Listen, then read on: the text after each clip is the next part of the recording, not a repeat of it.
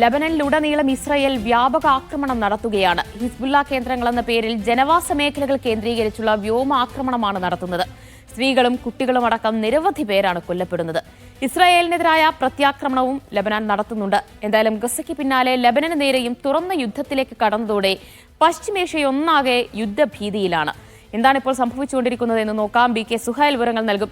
സുഹൈൽ, ലബനനിൽ ജനവാസ കേന്ദ്രങ്ങൾ മേഖലകൾ കേന്ദ്രീകരിച്ചുള്ള ഒരാക്രമണം ഇസ്രായേൽ ശക്തിപ്പെടുത്തുകയാണ്. വ്യോമാക്രമണമാണ് കൂടുതൽ കടുക്കുന്നത്. എന്താണ് നിലവിൽ പശ്ചിമേഷ്യയിലെ സാഹചര്യം? ദിവ്യ, ലബനാൻ മറ്റൊരു ഗസയാകുന്നു എന്നുള്ളത് തന്നെയാണ് ഇന്ന് നമ്മൾ കണ്ടുകൊണ്ടിരിക്കുന്നത്. ഇന്ന് പകൽ മാത്രം ഇസ്രായേൽ 300 ഇടങ്ങളിലാണ് ലബനാനിലുടനീളം ആക്രമണങ്ങൾ നടത്തിയത്. ഇപ്പോൾ ലബനാൻ ആരോഗ്യ മന്ത്രാലയത്തിൻ്റെ കണക്ക് പ്രകാരം 274 പേർ കൊല്ലപ്പെട്ട് കഴിഞ്ഞു. അതിൽ തന്നെ 21 പേർ കുട്ടികളാണ്. സ്ത്രീകളും ആരോഗ്യ പ്രവർത്തകരും ഈ കൊല്ലപ്പെട്ടവരിൽ ഉൾപ്പെടുന്നു. 700-ലധികം പേർക്ക് മാരകമായി പരിക്കേറ്റിട്ടുണ്ട്. അപ്പോൾ ഒറ്റ ദിവസം മാത്രം 274 പേർ കൊല്ലപ്പെടുന്നു എന്ന് പറയുന്നത് വലിയ ഒരു സംഘർഷത്തിലേക്ക് കാര്യങ്ങൾ പോയി കഴിഞ്ഞു എന്നുള്ളതിൻ്റെ ഒരു സൂചനയാണ്. ഇത് നടത്തുന്നത് ഹിസ്ബുള്ളയുടെ കേന്ദ്രങ്ങളിലാണ് എന്നാണ് ഇസ്രായേലിൻ്റെ വാദം. പക്ഷേ അങ്ങനെയല്ല. സാധാരണക്കാർ തിങ്ങിത്താമസിക്കുന്ന ഇടങ്ങളിലാണ് ഈ ബോംബുകൾ ഇടുന്നത്. മാരകശേഷിയുള്ള ഗസയിലെല്ലാം പ്രയോഗിക്കുന്നത് പോലെയുള്ള ബോംബുകളാണ് സാധാരണക്കാർ താമസിക്കുന്ന ബിൽഡിങ്ങുകൾക്ക് മുകളിൽ ഇസ്രായേൽ ഇട്ടുകൊണ്ടിരിക്കുന്നത്. ഒപ്പം അവർ പറയുന്നൊരു കാര്യം, തങ്ങൾ നേരത്തെ നിർദ്ദേശങ്ങളും മുന്നറിയിപ്പുകളും നൽകിയിട്ടുണ്ട് എന്നുള്ളതാണ്. ആ മുന്നറിയിപ്പ് വളരെ വിചിത്രമാണ്. കാരണം ഗസയിലേതുപോലെ ഏതെങ്കിലും ഒരു സ്ഥലത്ത് നിന്ന് മാറാൻ പോലുമല്ല ലബനാനിൽ അവർ പറഞ്ഞുകൊണ്ടിരിക്കുന്നത്. മറിച്ച് ഹിസ്ബുള്ളയുടെ ആളുകൾ ഉള്ള സ്ഥലത്തു നിന്നെല്ലാം ആളുകൾ മാറണം എന്നുള്ള ഒരു മുന്നറിയിപ്പാണ് ഇസ്രായേൽ നൽകിക്കൊണ്ടിരിക്കുന്നത്. അത് വളരെ വിചിത്രമാണ്. കാരണം എവിടെയാണ് ഹിസ്ബുള്ളയുടെ ആളുകൾ ഉള്ളത് എന്നോ അല്ലെങ്കിൽ എവിടെ നിന്നാണ് മാറണമെന്നോ ഇല്ലാതെ ആളുകൾ വളരെ പരിഭ്രാന്തരാകുന്ന കാഴ്ച നമ്മൾ കാണുന്നു. ഇന്നത്തെ പകൽ സ്കൂളുകളിൽ കഴിയുന്ന കുട്ടികളെ കൂട്ടാൻ വേണ്ടി രക്ഷിതാക്കൾ എത്തുന്ന, അവരെയും കൊണ്ട് കുട്ടികൾ രക്ഷിതാക്കൾ ഓടിപ്പോകുന്ന കാഴ്ചകൾ നമ്മൾ കാണുന്നു. നിരവധി ആളുകൾ പ്രത്യേകിച്ചും തെക്കൻ ലബനാനിൽ നിന്നടക്കം പലായനം ചെയ്യുന്നു.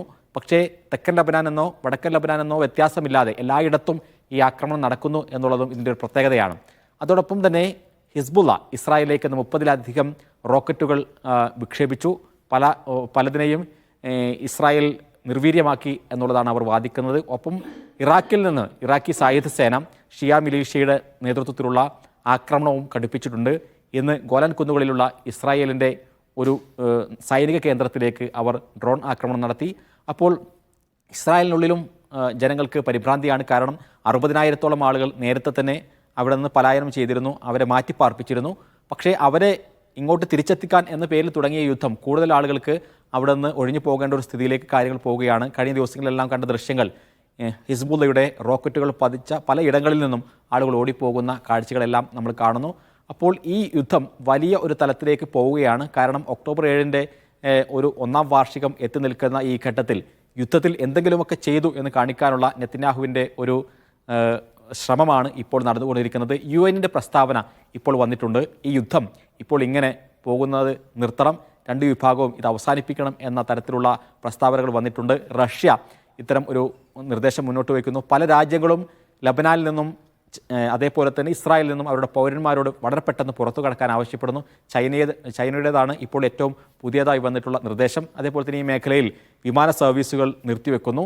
ഇങ്ങനെ ഗസയിൽ ഇതോടൊപ്പം തന്നെ ആക്രമണം നടക്കുന്നുണ്ട് എന്നുള്ള കാര്യം കൂടി നമ്മൾ ഓർക്കണം. കാരണം ഇന്ന് ഒരു അമ്മയും 4 കുട്ടികളും അടക്കം കൊല്ലപ്പെടുന്നു. ഒരു UN അഭയാർത്ഥി സ്കൂളായി പ്രവർത്തിക്കുന്ന, അഭയാർത്ഥി ക്യാമ്പായി പ്രവർത്തിക്കുന്ന സ്കൂളിൽ ആക്രമണം ഉണ്ടാവുന്നു. 10-ലധികം പേർ കൊല്ലപ്പെടുന്നു.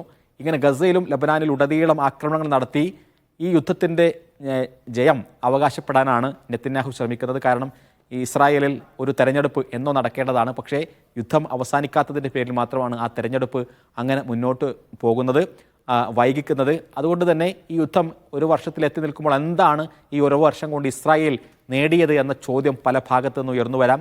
ഇസ്രായേലിൻ്റെ ലക്ഷ്യങ്ങളായി പറഞ്ഞിട്ടുള്ള 1-ാമത്തെ ലക്ഷ്യം ഹമാസിനെ തുരത്തുക, ഹമാസിനെ ഇല്ലാതെയാക്കുക എന്നുള്ളതാണ്. ആ ലക്ഷ്യം നേടിയിട്ടില്ല. അതേപോലെ തന്നെ ബന്ദികളെ ജീവനോടെ തിരിച്ചെത്തിക്കാൻ സാധിച്ചിട്ടില്ല.